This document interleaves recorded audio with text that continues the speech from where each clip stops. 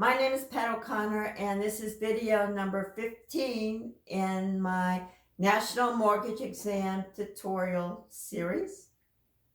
Today I'm going to talk about conventional loans, but first I want to mention that the material for these videos comes from the study guide I have published on Amazon. That study guide has hundreds of additional questions and answers, and is available in both Kindle and paperback format. I personally think paperback is better for studying the quiz questions. Second thing is that there is a download link available for my subscribers. The information will be at the end of the video, but please make sure that you change your YouTube settings from private subscriptions to public before you subscribe, because I will need to see your subscription name in order for you to obtain the quiz. All right, let's get started. Conventional loans. The last three videos have been FHA, VA, and USDA. And these are called the government loans or non-conventional loans because the government may fund some of these, and they either fully or partially reimburse lenders for any losses that they may have when the loan is paid off. Short sales, foreclosures, they can all take a dip. They can all sell for less than the loan amount. So these are suitable for borrowers with higher credit scores than FHA. So if you're looking at a borrower and their credit scores are over 620, you may want to lead them towards a conventional loan route because there are not as many fees with conventional loans. So if everything else is equal, like interest rate and things, conventional loans are probably the way to go for your borrower, unless they're military or they're rural. And then you have the VA loan or the USDA loan. So private mortgage insurance is what will reimburse lenders up to 20% of their losses. So your borrowers have to have this private mortgage insurance if they put down less than 20%. So if they put down 10%, then their PMI will be prorated for the additional 10%, and that's the money that will go to reimburse the lenders.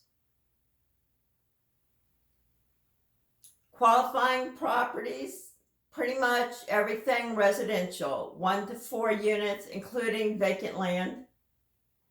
So the single family property they're going to live in, any second home, vacation homes, 1 to 4, 2 to 4, duplex, triplex, fourplex, they do not have to live in one of the units. It can be strictly investment. Borrower qualifications, Fannie Mae recommends 620 credit score, and 620 is considered a fair rating. It's between poor and good. So it's not like these people have to have stellar credit. But if they do, if they can get up, say, to 740, that's a very good FICO rating, then they may be able to get a lower interest rate and maybe a lower down payment. Maximum DTI, debt to income ratio, for these loans is 36% to 50%, depending on how it's underwritten and what other extenuating factors. Maybe they have 850 credit score and a lot of money in the bank, but they may have a lot of debt as well. But it might be enough to get them up into the higher range. Down payments, 3% for single family homes. That's fixed rate. If you go to a duplex, it's 15%. If you go to triplex or fourplex, it's 25%. And that doesn't matter if you're living in it or not. Okay, that's it for the investment, properties.